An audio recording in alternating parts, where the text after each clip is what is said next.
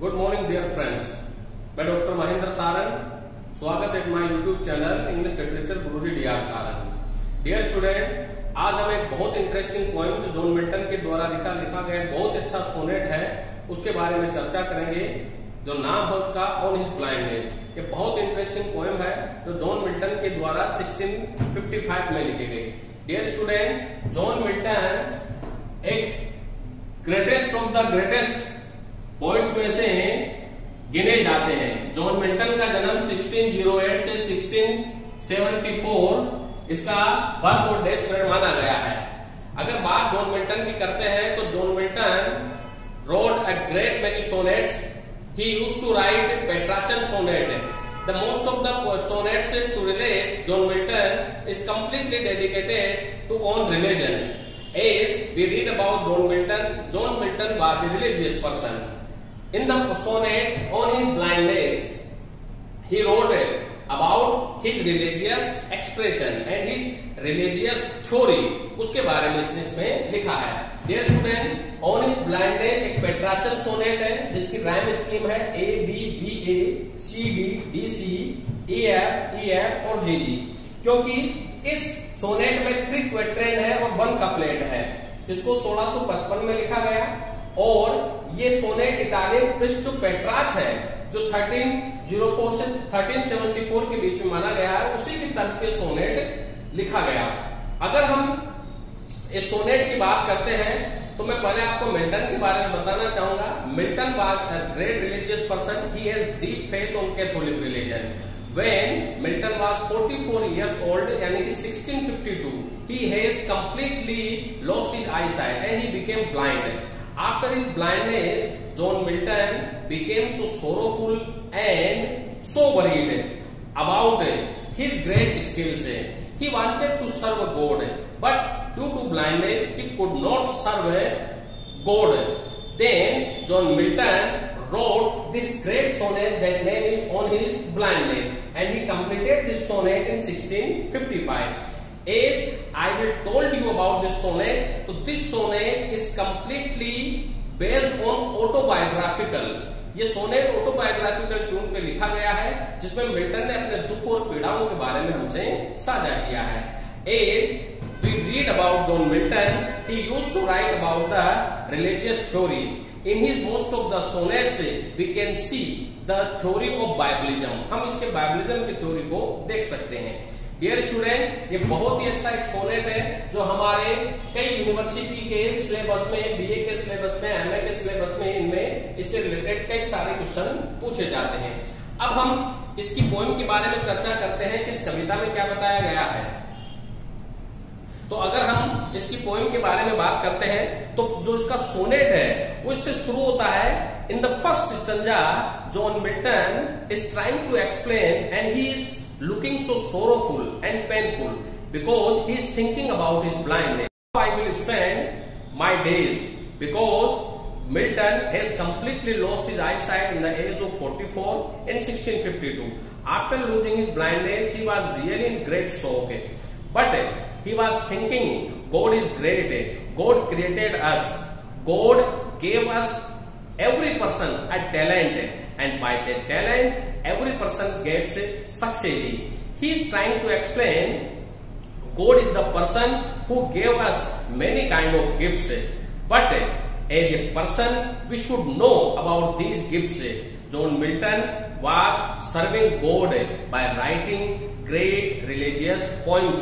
यहाँ पर मिल्टन हमें बाइबलिज्म बात के बारे में भी बताता है कि जब मैं लौटकर ईश्वर के पास जाऊंगा तो ईश्वर जो है वो मेरे से मेरे टैलेंट के बारे में पूछेगा।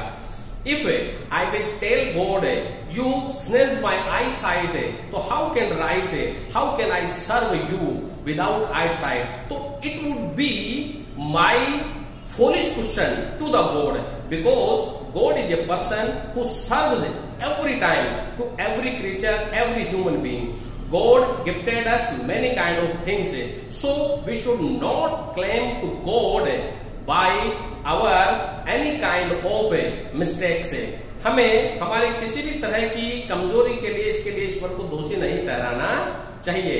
यहाँ पर मिल्टन ने अंत में लिखा है कि God kingdom is like a king. तो ईश्वर का जो साम्राज्य है वो एक राजा के समान होता है। There are many person who serves God, they wait and stand and they complete God instructions and God order without any doubt. So it is every person's duty to follow God instruction and God doubt. So throughout the poem on his blindness, Milton is trying to explain God is great, God is our maker. So we should not doubt on God. God gifted us many kind of things. So we should give our devotion to the God fit. We should not claim to the God that God is the person who tried to torture us, who tried to destroy our qualities, because God does not need man's work. God is really a great person. There are many kinds of followers who serves every time, every minute to the God. इस तरह से Milton ने इस कविता में समझाने का प्रयास किया है कि ईश्वर महान होता है, हमें ईश्वर के निर्णय पर संदेह नहीं करना चाहिए और बिना किसी जगह के और बिना किसी आधार पर, बिना किसी अवधारणा के आधार पर हमें ईश्वर के आदेश का पालन करना चाहिए। तो इस तरह से मिल्टन ने इस सोनेट में हमें रिलीजियस बनाने का प्रयास किया है कि हमें ईश्वर के प्रति कंप्लीटली डिवोटेड रहना चाहिए। डियर स्टूडेंट, इस पोएम से रिलेटेड कई सारे क्वेश्चन एग्जाम में पूछे जाते हैं, जिनमें छोटे क्वेश्चन भी है और बड़े क्वेश्चन भी है। मैं आपको एक बड़े प्रश्न के बारे में बताना चाहूंगा कि अगर आप इसका आंसर दें तो किस तरह से आप बड़े प्रश्न का आंसर दे सकते हैं। इसमें आपसे क्रिटिकल एप्रिसिएशन का प्रश्न पूछा जाता है। जरा देखिए, right a critical appreciation, right a critical appreciation about the poem. से रिलेटेड क्वेश्चन पूछा जाता है, इसमें इस पोएम से रिलेटेड सारा सार आ जाता है। जब आप 20 नंबर का प्रश्न दे तो 500 वर्ड में इसका आंसर लिखे, जिसमें आप introduction they, introduction about poet, poet का इंट्रोडक्शन दे, फिर इसके बाद में आप लिखे इंट्रोडक्शन अबाउट पोएम का इंट्रोडक्शन दे, फिर थर्ड पॉइंट में आप इसकी समरी के बारे में इसकी थोड़ी समरी जैसा कि मैंने बताई, फिर चौथा पॉइंट आप इसका इंट्रोडक्शन अबाउट द पोएम के बारे में इसकी आप इंट्रोडक्शन दें, और फिर पांचवा पॉइंट होगा कि on his blindness as a religious sonnet. ये रिलीजियस सोनेट है, कैसे है आप उसे समझाएं। छठे पॉइंट में poet deep faith on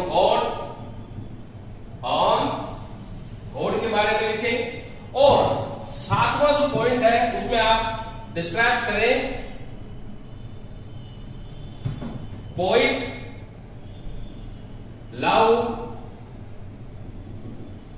for religion and his talent के बारे में, और आठवां पॉइंट में कंक्लूजन में आप पोएम का पूरा सार लिखें कि कवि ने इसमें क्या बताना चाहा है।